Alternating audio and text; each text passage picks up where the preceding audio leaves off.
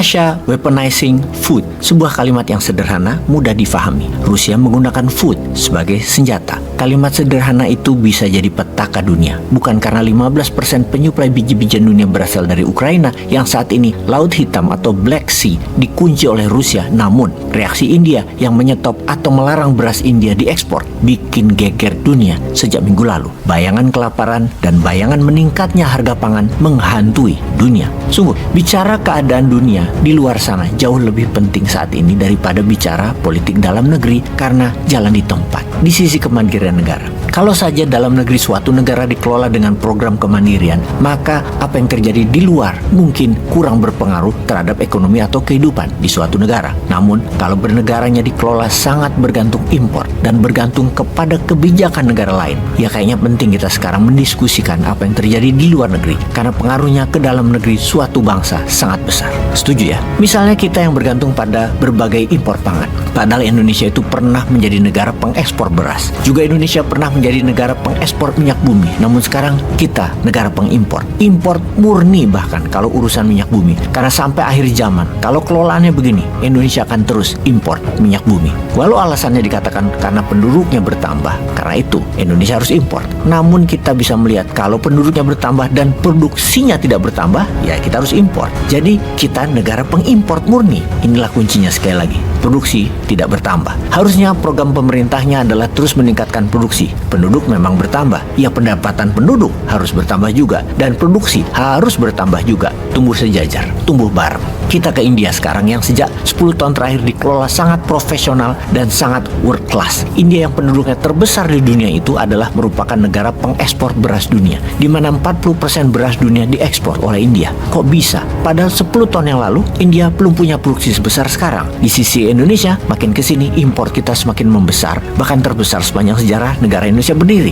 Balik lagi ngomongin Indonesia. Padahal tabu loh ngomongin Indonesia itu, karena di Indonesia selain incumbent, tidak ada yang pantas mengelola negara ini, apalagi oposisi yang mau merubahnya. Sungguh kalian tidak pantas. Tidak ada kepantasan sama sekali. Jadi harus tetap incumbent yang berkelanjutan. Yo wes, apapun itu jangan ribut. Kita ini cinta damai dan cobalah kurangi pejabat korupsi yang belum berkurang juga. Kita lanjutkan diskusi pangan dunia. Kita awali dengan perang intelijen Ukraina yang memutus jembatan di Crimea yang menghubungkan Moskow dengan Crimea. Kremlin marah dan menghajar roket ke gudang pangan di Ukraina, di Odessa, menghancurkan cadangan 60.000 ton biji-bijian. Kemudian Rusia menutup Laut Hitam dari transaksi pengiriman bahan pangan ke seluruh dunia. Rusia menutup Grain Deal inisiatif. Efeknya adalah harga gandum minggu ini naik 10%. Dan berita buruk bagi penggemar Indomie, sebentar lagi kita akan merasakan naiknya harga mie favorit kita itu.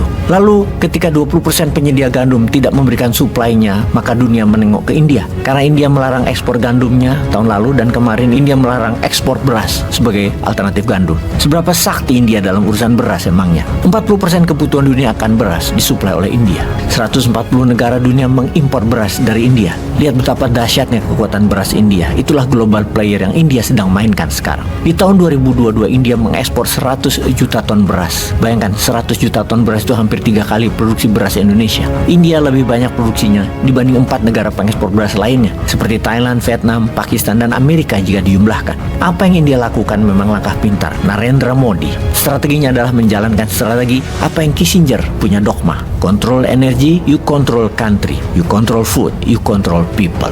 Narendra Modi memainkan peran sebagai global leader dan global player dengan strategi beras. Control food, tentunya control people dunia. Setelah melarang ekspor gandum, India melarang ekspor gula, dan sekarang melarang ekspor beras. Nah, bagaimana dunia sekarang melangkahnya? Bagaimana Indonesia sekarang langkahnya? Cuaca dunia yang semakin tidak menentu karena weather warfare. Food war sudah dijalankan. Proyek pangan Indonesia gagal total, hanya buang-buang uang. Jadi ke depan bagaimana nih? Merengek minta hutang lagi? Yuk kita bantu dengan perbanyak puasa, kurangi beras dan gula. Begitukah? Kok rakyat laki yang harus prihatin ya? Kapan kalian yang di atas yang prihatin?